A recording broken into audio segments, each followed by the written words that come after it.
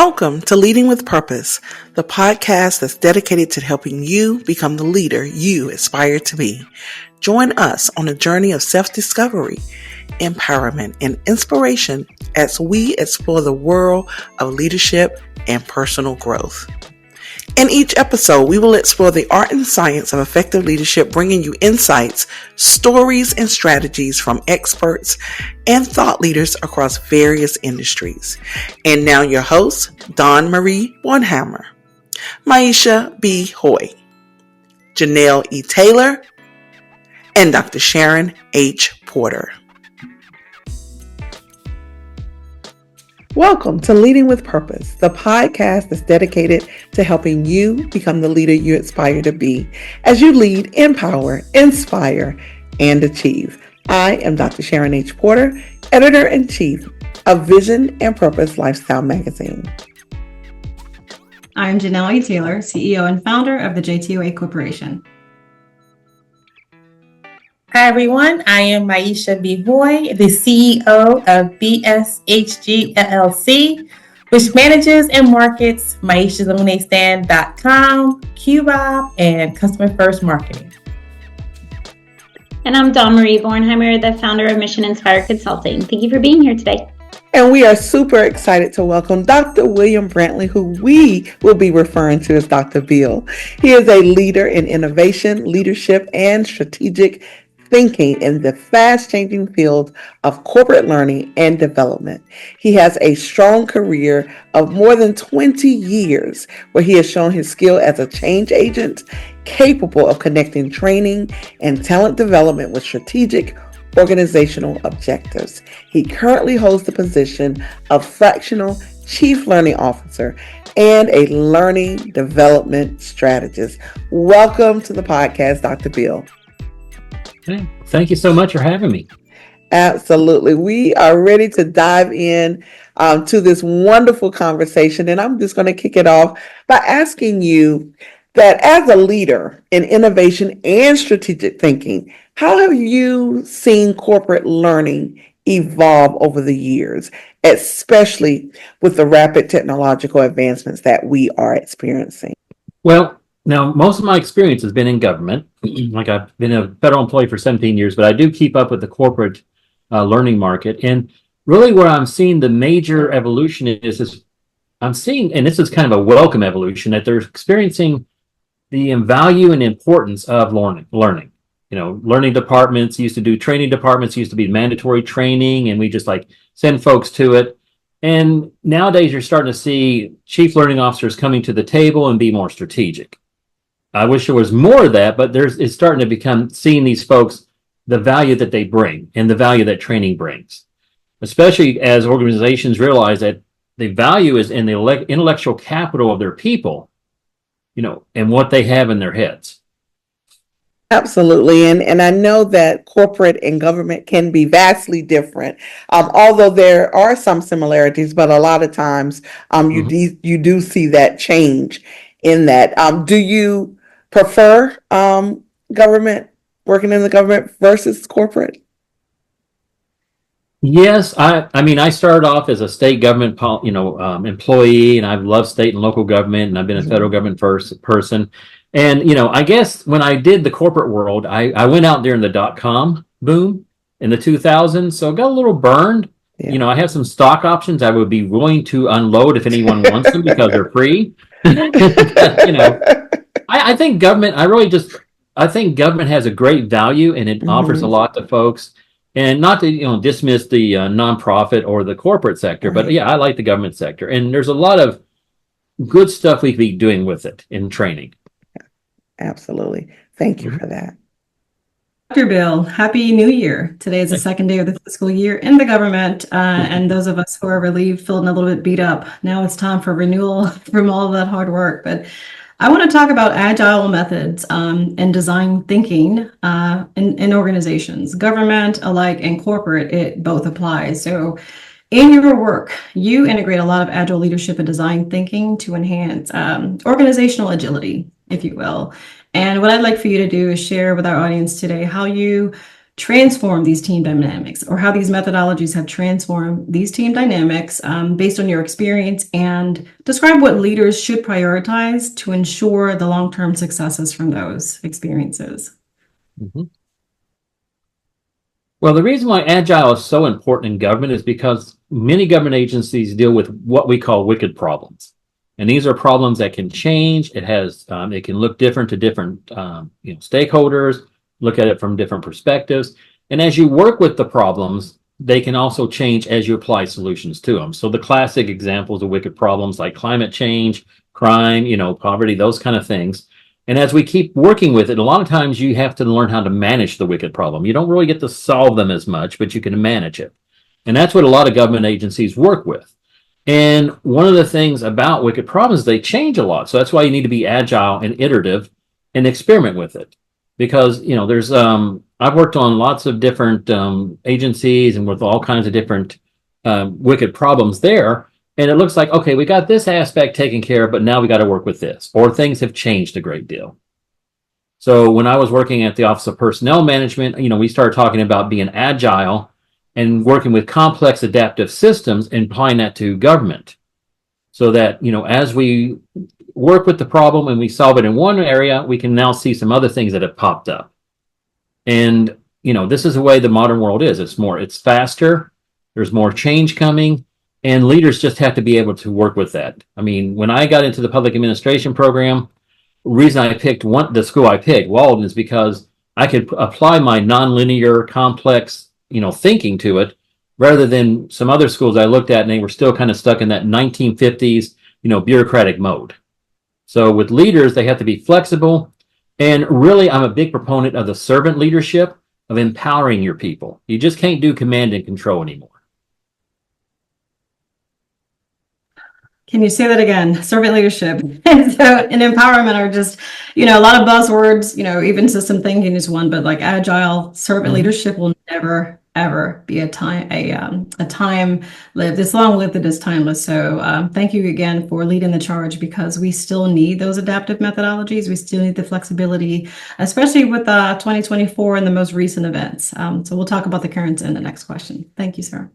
Mm-hmm. Dr. Bill, I'm so glad Janelle gave me that pitch for my question, because it's really about how you saw the cross-section of leadership in AI, because AI is so new. Leadership, as you were just talking about, is the learning and teaching and having our employees go to learning and go to learn leadership. So where did you first see the synergies between AI and leadership? I would say I started seeing a synergy of that when, we had something called robotic process automation come out. And I don't know if you're all familiar with that. So that's an AI system that can essentially go and look at websites for you and work with the processes. And I was working with this in Office Personnel Management and some of these early systems. And I'm really kind of a geek here. I mean, I played with AI systems back in the 80s with my Commodore 64. So, wow. When they were very primitive. Okay. So, and when I was in state government in the 90s, I would play with these expert systems because I was working in a legal office and it worked well with that. So where I started seeing the synergy is that in government, again, that kind of 1950s model where we hire people to run the process and they're basically just cogs in the process. Mm-hmm. And I started seeing that with HR, and it's like, what we need to do is bring people out of just being part of the process here to designing and managing the processes. The AI can run the process for you. It can do the kind of stuff you need it to do. So we had to bring our people to another level of thinking of designing the process and managing the process for more optimum efficiency. So instead of having someone sit at their desk and stamp forms all day, we now made them, we want to bring them up and say, now think about what you're working with now. How can we make it better? How can we optimize it?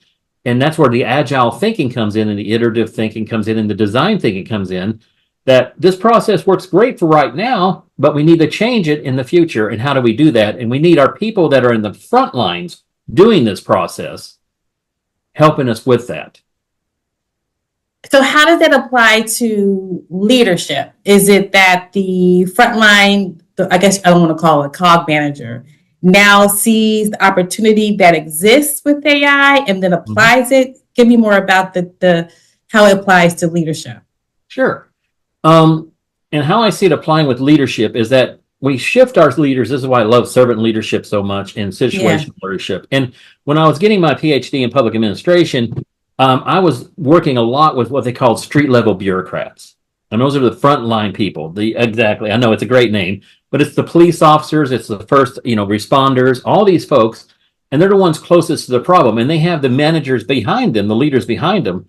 And what the leaders needed to do was shift from command to control to how can I help these people? How can I make their jobs, work their jobs better? How can I get them the resources they needed? So it's a mental shift with your leaders. And one of the things I did when I was at Patent and Trademark Office, when I was redesigning the supervisor certificate program, was taking leaders and teaching them more coaching and mentoring behaviors. Mm-hmm. So that when we had people, we could coach and mentor, and we bring out the potential in them, and also make them leaders so that they can take control of those processes and such. Because I'll be very honest, I was in government for a long time. I've had colleagues of mine, I won't name them, that were there for just the paycheck, and they just did what they had to do and they went home. And we need more than that with our bureaucrats in our public servants. I agree. I used to work for a company that worked for the government, and it was a lot. Mm-hmm. Dr. Bill, I want to talk to you a little bit about experiential learning as it relates to some of the very topics you're talking about. So when someone brings you in to design a course and you're thinking about the way in which you want to shift their hearts and minds and perspective even on how to execute on their role or to leverage a tool like AI for the betterment of their team, what does it look like to create an experiential opportunity inside of that so that they not only get the information, but they're more likely to apply it and actually use it because they had the potential of practice? Mm-hmm. So I can give you a really great example. And again, it's me going back to my high school, being a geek and all this stuff, and played lots of Dungeons and Dragons. So I love role playing.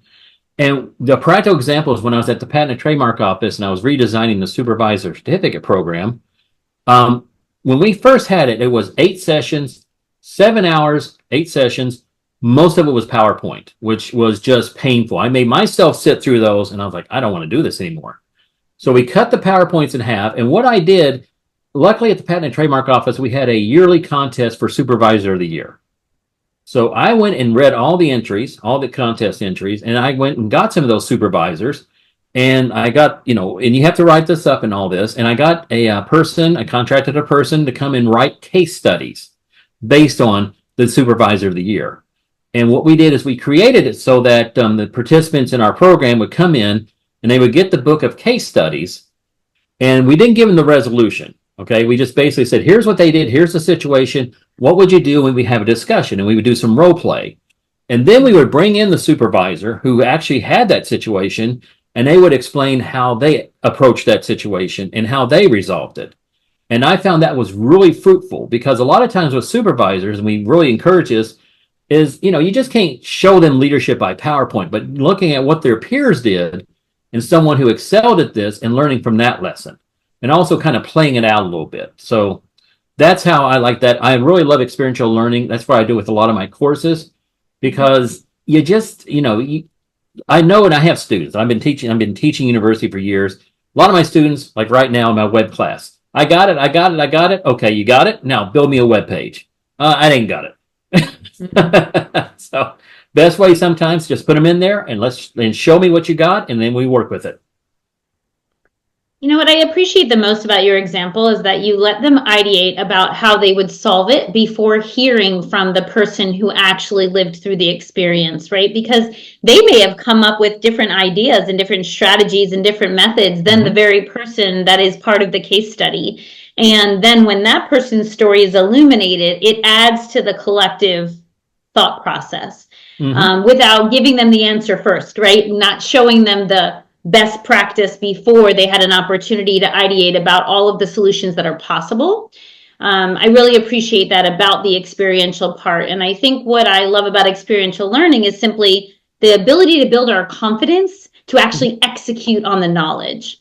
When you talk about the PowerPoints, I think of a phrase I used often, which is like death by PowerPoint. I mean, how many times did you just sit in a presentation and you're like, I promise I'm trying to pay attention, but I just need something more from this, more dynamicness. So I love how you created that experience for those individuals. And I imagine they retain the information that much more thoughtfully for it. So thank you. Okay, so Dr. Bill, you are known as a change agent in your industry. What strategies have you found most effective for driving change and aligning it with organizational goals? The biggest thing about change is that you're going to make, and people, and I hear this all the time, and it's kind of, I call it a myth, basically, that people don't like change. People like change if they can be a part of it. Okay. So if I go down to the the local convenience store and I buy a lottery ticket and I win, I love that change. But because I got to make a choice in that, but it also is life changing. So when I've been in organizational change efforts, the ones that work best is where we have the people come in and help form that change and help, be a part of that change and kind of approach, and essentially they can help plan it. Because I have been in government where I've had change imposed upon me, and no one likes having change imposed upon you because no one really understands what's going on. I mean, the classic example, I used to, in college, I worked at a lot of movie theaters, and I worked at a drive-in movie theater in Winchester, Kentucky, little town. And I worked one summer, and we had this office in Texas. Never met the folks, and all we would get is just mail from them. And they would give me directives on how to run my theater, okay, in Winchester, Kentucky. They probably never even been there. And I never got to go in there and help plan that change or whatever. I'm just told this is going to happen.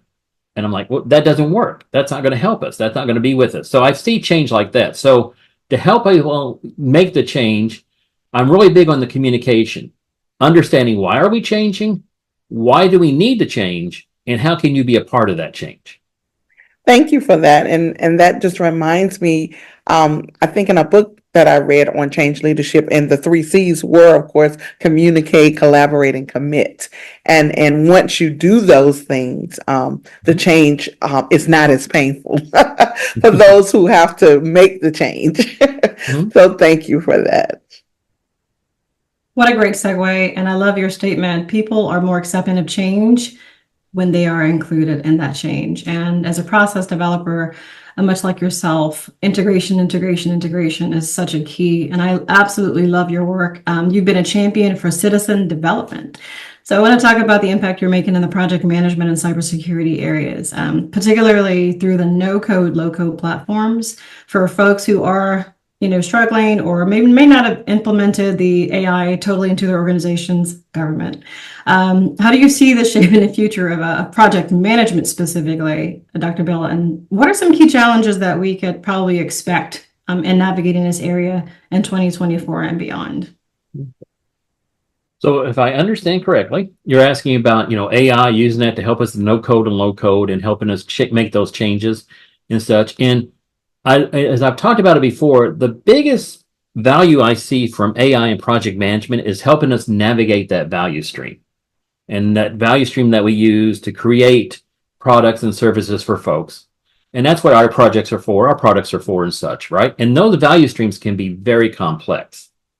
And one of the things I see with no code and low code, and with the AI now helping with that, is that I can bring in people that are not necessarily programmers. Now, I'm going to pick on programmers. I can, because it used to be an IT project manager, but we had a definite, mindset. And I remember having the same mindset, the world would be great if I didn't have customers that would deal with, that would mess with my projects. But you realize that we're building these for folks, and that when I can bring folks in that are not necessarily technical, but I can bring in with no code and low code and have them work with me. And that was the big thing I learned when I went and learned Agile. Have them work with me, that made a lot more sense, and it made a lot more value, and I understood better what I was trying to create for them. So with project management and with the no code and low code and the AI, we can take a lot of these things here and help us navigate through pretty much the tough parts of what we're trying to do, but actually help people realize the visions of what they want. Okay, so I just ran into something the other day with a friend of mine because we were trying to fix something on her Microsoft Office thing. It was really a simple thing, but I'm like, she said, how do you even know what all this is? And I said, there are so many features, no one really knows what all this is. And the features start running into each other. But really, did anyone actually want these features? Did anyone ask you for these features? And I've seen some programs where you can have the simple switch. I call it the simple switch. Here's just what I need to work with. Actually, I was reading today that Microsoft is now offering a perpetual version of their Office, the Office suite for home that's simplified because people are wanting that. Oh, I'm a Mac lover. Sorry, Microsoft, but the OS systems are amazing. But no, the integration again is once upon your key issues. I love that. It's just, and that's what makes working in your programs and your training so successful, because of that integration. Because when you apply your methods to customers, Dr. Bill, I've seen this firsthand in your trainings, and you are just, it's the experimental learning. When you're actually running through the mill of the program, you learn so much about yourself and the entire classroom. So, thank you for being that champion, because a lot of folks are afraid to transition. And it's not clear when they do transition. And when the change is imposed upon them, by the leadership, it really has to trickle down. So, and be, fair and reasonable for the entire foundation, or it does not work. It's proven, it's factual. So thank you for running the mill with that for the rest of us. So thank you. Dr. Bill, I too appreciate what you said about change, because when it comes to AI, I was resistant. I mean, I felt like, if they can do this job better than me, what do they need me for? But now that I've started to embrace it and started to use it, now I'm concerned about the copyright, and am I repeating someone else's words? So how can we use AI in a way that is responsible, ethically, even when, as leaders, we're making decisions about AI? Mm-hmm. Well, that's something I've been running into, because, I teach students too, and I'm trying to teach them how to use it ethically. And I'm also teaching professionals how to use AI. I just did a course on that today for lawyers about how to use the AI. And of course, they're very worried about the ethics and copyright and such. And you should be. And really, it's just kind of thinking about, what is AI and what are you trying to accomplish? And, and again, with technology, everything looks magical. I mean, I think Arthur C. Clarke talked about, sufficiently advanced technology looks like magic. And when I tell the students, here's the concept, guys. AI is essentially looking for, you give it some concept, it's looking for the most statistically probable concept to come after that. That's the whole trick. And it's just, why it seems intelligent is because that's the way our language is. I'm a communication scholar, and our language can be very predictable. It can be also very structured that way so we can understand each other. So AI is giving you the sense of intelligence, but it's not intelligent. It doesn't understand context. So once you start realizing that, you start realizing where the limitations are and how you can use it effectively. So when I talk to the students, and I have them do this, I say, take a look at something that AI has written for you. So I'll have them, give them a prompt, write a paragraph about something, and let's read it. And do you like what you read? And it looks okay, but then they start saying, it's not, it kind of seems devoid of any emotion or passion or anything. So now rewrite that and rewrite it the way you would. So that's what happens there. So when I talk about in my own teaching, and I'm one of the teachers that say how I use AI, I'll use AI because I think it's an incredibly great research assistant. It can go out into I just have this vision in my head, the university library, it can go and read all those books in microseconds and tell me things, but I have to be the one to put it together. So a recent article I did on leadership communication, I love this one program. It's called Julius.ai, and it does statistical analysis for me.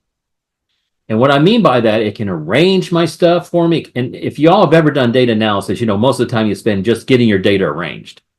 It can do all that for me, but it can't analyze the data really. It can set it up for me. It can run statistical tests. It can give me results, but I'm the one to draw the conclusions and to put the conclusions together. So it saves me time that way, but I have to put the creativity into it.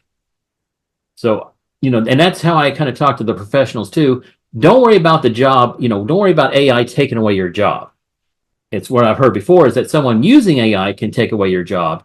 And how they do that is because they can really, quickly speed through some of those tasks. Like I said, with the data analysis, setting up the data for analysis. It used to take me days. Now with Julius AI, I can do it in minutes, and I'm good to go. So understanding its limitations, that's where you can really use it.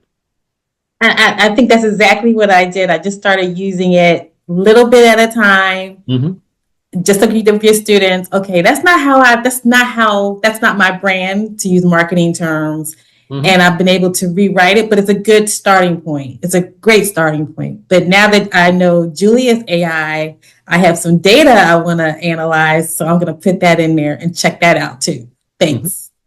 So Dr. Bill, I was reading something that you said that I want to reflect back to you and just ask you to tell us a little bit more, but I absolutely loved it. So teaching is not just about transmitting knowledge, but also developing the students' abilities as critical thinkers and independent scholar. Mm-hmm. Can you tell us a little bit more about that thought? I absolutely love it and agree wholeheartedly, but what prompted you to say it, and what would you like our emerging leaders to understand about that statement and about your relationship with teaching? Mm-hmm. The reason I bring that up, and because I went to college in the 1980s, okay? And one of the things I started realizing is knowledge has a shelf life. And we don't know as much, things change. And what we thought was, fixed and immutable is no longer that way. And a lot of times with students, I invite them to come and challenge me on stuff and to critically think, because that's what I did. And that's how we learn things, because, we used to believe certain things, and then we had to kind of think about it some more, and maybe it's not so true. I mean, one of the things I bring up in my class all the time, it's one of my favorite quotes from economics, is that, all models they don't really reflect reality. They're just a model. And I spend a lot of time with mental model research. So it's what our perception of the world is, but they can be useful. So that's why when I talk about teaching, I can transmit knowledge to the students, but I'd rather they learn how to build their own knowledge and how they can build their own mental models and take that step forward. I mean, it's just the classic, you've heard, what was it? I think Isaac Newton might have said this, or maybe it was Einstein. The only reason I can see as far as I can is because I'm standing on the shoulder of giants. We're just keep going on, right? And really, as a teacher, I think more my role is to help people learn to think, not learn how, how to think, but not think in a certain way, but learn how to think for themselves and to test reality and test their perceptions and come to their own conclusions. I love that, because there's an opportunity for us to consume a ton of information, and sometimes it's conflicting information, right? And sometimes it's an opportunity for us to expand our understanding. And so really empowering students to have some personal agency around the way they organize it and the way they move forward with it, to put it into play, into action, is really a great opportunity for them to learn as a foundational skill, because that will serve them in lifetimes. So perfect. Thank you so much. We are going to bring everyone up so that we all can ask our final question. This has been so enlightening. It's like, I don't know, just diving deeper into a topic that we hear about a lot, but really taking the layers off. So thank you for that. My final question for you, Dr. Bill, is, as a strategic thinker, how do you balance the long-term objectives for an organization with the immediate needs of an employee? I love that question, because it's something I struggle with a lot, because we're talking about the organization and its needs versus the employee's needs. And it's when I career counsel folks, and one of the things I say to them is that you should be more loyal to your profession than to your organization. Okay, because organizations come, they go, and they have their strategic needs, and sometimes at that part in your journey you may fit that, but later on as you move on you may fit another organization's journey. So one of the ways, and when I look at this, it's kind of like, okay, so the organization, and it has its own needs there, its own strategy and how it's going on its path. And you look at, okay, where can I work with it and where can I not work with it? And trying to think of this book, it was a wonderful book called The Alliance or something, where people would go and work for a company, then come back and, go out and work for something else. So that was how I kind of see that piece there. And when you think about an organization, I'm one of these people, I love communication, and I'm a big believer in communication constitutes the organization. So it's really all our actions, our decisions and such that help make the organization work. And organizations change, they evolve, and so do we. And that's where I'm looking at, okay, what can work for me right now? What I want to do long term, and does that still fit with the organization's journey? So Thank you. Thank you. it's a great question. I just I'm still struggling with it. All right. It's like, yeah, exactly. Just trying to really feel the need, for the organization and for your specific employee. So thank you for that. And Janelle, your final question. This has been a great conversation, Dr. Bill. Thank you so much. I have a question about the training trailblazer. I know that you frequently address the need for upskilling, reskilling, which is obviously something we need to do, but can you leave our audience with just three nuggets of what they can do if they're just starting out in the training and development arena as a clientele? How would they go out to begin? Obviously, you had a long journey, but if they're just starting out, leave them with three nuggets of how to get started, please. Thank you. Okay. So I'm thinking about how I got started, and actually I was an accidental trainer because, I was an IT project manager doing all this really fun cutting edge stuff, and there was no one to train my people. So that's kind of what I did, is started doing my own, because I like to teach and realized I like teaching more. And I just started thinking about, what do we want to learn here? And why do we need to learn it? So, I had a specific purpose in mind with the training. It's what we need to learn, these new technologies, so we can make better web products for our company and keep moving. So first thing I would say to people that are starting in training is understand your purpose and understand that you are fulfilling the need for the organization, the strategic alignment. What are you trying to accomplish here? The second thing is think about your learner, be very learner-centered, okay? Because I've had training where I know they're coming in, it's mandatory, and we just got to fill the box in, and they don't really care if I got it or not, and they don't want to get me engaged into it. So one of the things is learn the learning science, learn what engages people, and learn what is helpful for them, okay? And the third piece here, and one of the things I love about training and such, is just keep sharpening your saw. I think that's a term that Covey used. Keep sharpening, keep learning new stuff. Things change. There's all kinds of wonderful things we're learning about the brain. Just reading something today was fascinating about how, we're talking about experiential learning and the visual processing, and realizing that people see things when they look at stuff from very many different perspectives. They don't just, I see a dog, I'm going to categorize it as a dog, but I see a dog, it makes this kind of sound, it has this kind of feeling for me. We're very multidimensional when we look at stuff. And that's realizing that's how people are, multidimensional, and reaching all those parts for them. Thank you so much. So for our audience, remain in your purpose. When you learn and you want to become a training and development professional, purpose-filled, become learner-centered, remain learner-centered. And as Dr. Bill mentioned, remain multifaceted. Experts aren't really experts. If you close the doors, you won't have an open mind to be a continuous learner. So thank you so much, Dr. Bill. And Maisha, your final question? All right, my final question. Okay, it has to be a good one.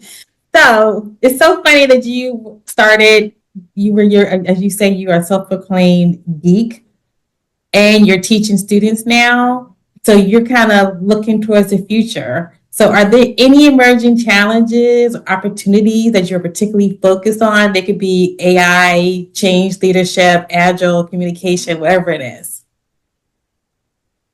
My biggest challenge right now that I'm working on is because I've been in a lot of training departments. And again, I don't want to name names here, but I'm just seeing training departments really need good strategic management, because I've seen several I've worked in that have become just order takers, where they're not being a good strategic consultant to the organization or not really doing those results. And it's also very disheartening when you're working in those kind of organizations and you want to move forward and you're just another order taker. So I've been working a lot on, I've been developing some products on teaching strategic, strategic thinking, strategic leadership to CLOs, chief learning officers, so that they can also take their place at the table, but also create their own table and really help the organization achieve its purposes. Because I see a lot of chief learning officers that are really brilliant and have a lot of potential, but the organization's not seeing it, and they're just forcing these folks into this, you're like Burger King, okay? This is what I want. Give me what I want.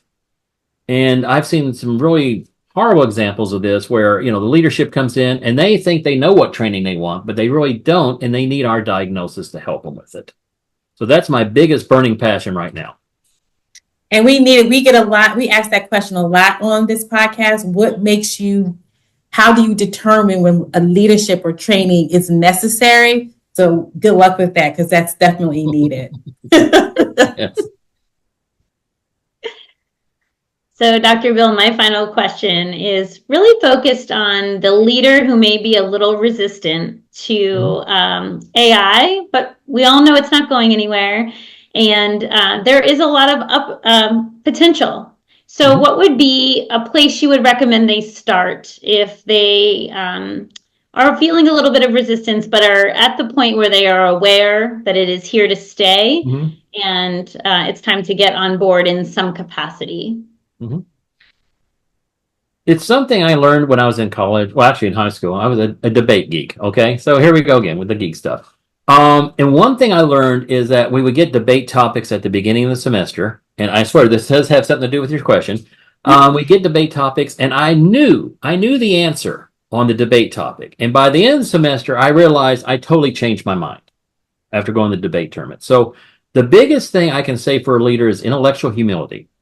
And that's not really emphasized enough in leadership, but it's more like, okay, with the AI, I have some feelings about it. I have some ideas about it, but can I just put that aside for a moment and just be open to learning from it and be open to using it in different ways and to just try to expand? And, hey, I may be, after all this AI experience, I may be right with my initial, fears or initial ideas. I mean, that's fine, but at least I've tested them. Or I may be open enough to, I can see where it can be useful here. So I may not go the whole way where I'm going to do everything AI, but I can see its usefulness. So I would say with leaders that are confronting AI right now, have a little intellectual humility and just kind of like, okay, let me learn a little bit more about this. Let me be a little more questioning with it and try some things and then see what happens. I love that. It is an element of staying curious, right? And it's an opportunity to learn a little bit more about what you feel you may have a strong opinion about, and perhaps find a lane that would feel most comfortable for you as a starting point. So intellectual humility and being curious. So I love that. Thank you. Well, Dr. Bill, we want to say thank you. It is almost as if we have gone through the science of AI. That's what it feels like. I love this. So interesting, and you're so knowledgeable and so passionate about the topic. So thank you. Thank you definitely for being our guest. But we do want to allow you this space to share how our viewers and our listeners can actually connect with you and follow you on social media, read your newsletter. So all of the things. So please share at this time. Okay, so like you said, I'm on LinkedIn. I have a training trailblazer newsletter I put out. I do weekly, and I'm doing pretty well with that. But yeah, LinkedIn is the best way to connect with me. I do some trainings out there, and I'll announce them on LinkedIn and such. So like one training I'm having coming up, and this is kind of a side area, but it's really interesting when I deal with I do a lot of coaching, and I deal with some entrepreneurs, solopreneurs, and they want to start their own training and coaching. And I really concentrate on what we call wisdompreneurs, people that are older. They've been in professions for a while and they want to go out and try something new. I was working with one gentleman. He wants to travel the world and he wants to support himself traveling the world. So we just started building this kind of model for him. And I thought, well, I can train other people on that. So that's one thing I like to do, and it's on LinkedIn. Another one, it's on the Maven platform, is kind of for chief learning officers and the strategic thinking part and the AI stuff. So the things I've been talking about, how to use AI in your system, how to be more of a strategic thinker in your training department. I know that's a very narrow audience, but I really feel passionate about helping those folks make our training departments better. Because when our training departments are much better, our talent development departments are much better, so are our organizations. You'll be amazed at how much, when you really energize the people, how much your organization can go forward. Awesome. Thank you again, Dr. Bill, for being our guest. And to our listeners and our viewers, we want to thank you as well. Thank you for joining another episode of Leading with Purpose podcast. Again, I am Dr. Sharon H. Porter. I am Maisha Bihoy. And I'm Janelle E. Taylor. And I'm Dawn Marie Bornheimer. As you navigate your leadership journey, remember that leading with purpose is not just a philosophy, but a commitment to making a positive impact. If you enjoyed today's episode, please share it with your network and don't forget to subscribe so you will never miss an opportunity to explore the intersection of leadership and purpose. And remember, continue to lead, empower, inspire, and achieve. And until next time, lead with passion, lead with a positive intention, and by all means, continue to lead with purpose. Thank you for joining the Leading with Purpose podcast. Please join us every Monday for a new episode.